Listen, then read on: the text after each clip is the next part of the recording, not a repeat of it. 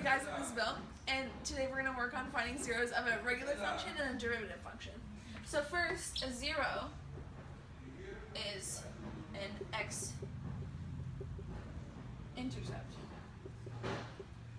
Because an x-intercepts y equals 0, so that's why they were called zeros.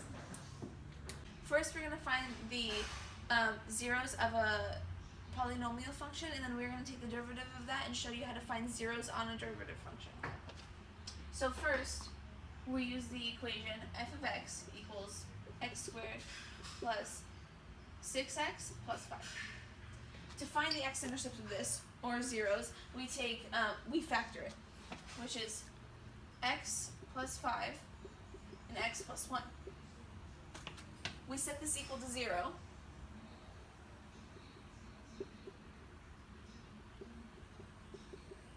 And we get x equals -1 and x equals -5. And those are our zeros of this function, so we can see how the x-intercepts are shown on the graph. And we're going to graph it on an x and y plane.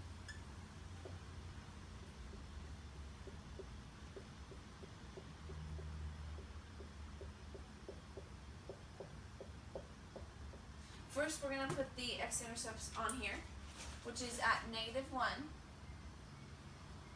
and -5. We found that the vertex of this is at -3 and -4.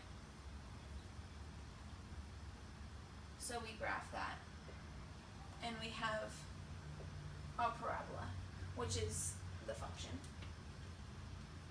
And you can see that the x-intercepts line up completely with -1 and -5. Using the same equation, we're going to find the derivative of it to show the zeros of the derivative equation. First, we take the derivative of this, which is f prime of x equals 2x plus 6. Okay, before we find the zeros, mathematically using the equation, I'm going to explain it using the graph.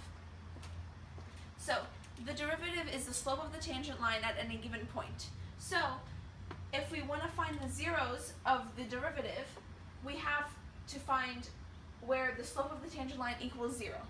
And the only point of this graph where the slope of the tangent line equals 0 is at right here, which is the minimum.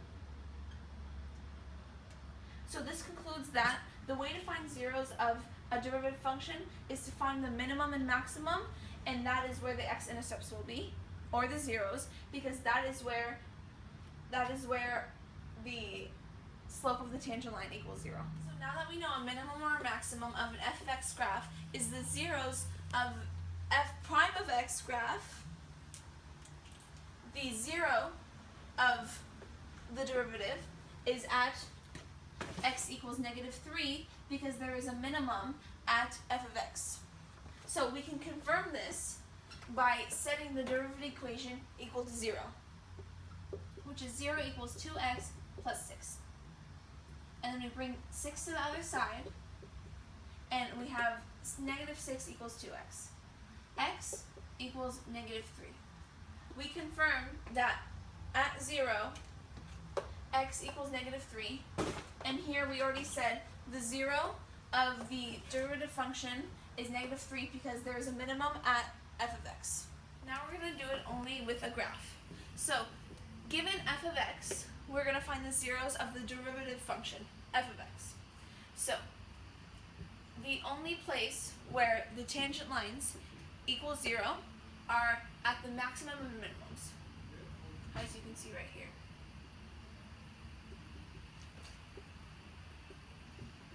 So, the zeros of f prime of x, which is the derivative of f of x, are going to be at 5, 8, and 11. Because that is where there's a minimum, maximum, and a minimum. So this is the zeros of the of f prime of x are at x equals 5, x equals 8, and x equals 10. We're going to do another example where we find the zeros of a polynomial function, and then we're going to take the derivative of the polynomial function and find the zeros of the derivative. So the equation is going to be f of x equals x to the third plus 2x squared. The first thing we have to do to find the zeros is take out an x squared. Then we get x squared times x plus 2. Now we set this equal to 0. We get x squared equals 0 and x plus 2 equals 0. And then the zeros are now x equals 0 and at negative 2. If we graph this,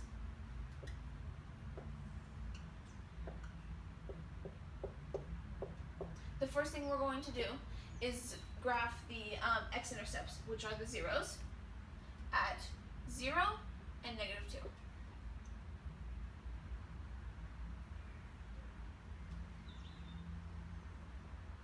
Alright. Now, we're going to find the derivative of this, which is f prime of x equals 3x squared plus 4x. Now, to find the zeros of this, we take out an x, and we're left with 3x plus 4.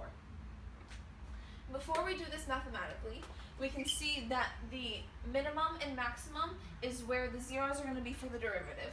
So it's going to be a little bit past negative 1 and at 0. So, right here and right here. And so we can check that by finding the zeros of the derivative and by making them equal to 0. So x equals 0 and 0 equals 3x plus 4. And then that we get negative 4 over 3. So our zeros are at negative 4 over 3 and 0. Which is what we see right here when we showed that the maximum makes the 0 of the derivative, and the minimum makes a 0 of the derivative. To summarize what we just learned, zeros are just the x-intercepts of a function. We find zeros by factoring and setting them equal to 0. And we can find the zeros of the derivative by looking at the max and minimum of f of x. If you need more help, just look up Khan Academy on YouTube. Look up zeros, finding zeros of regular functions, and finding zeros of derivative functions. Thank you.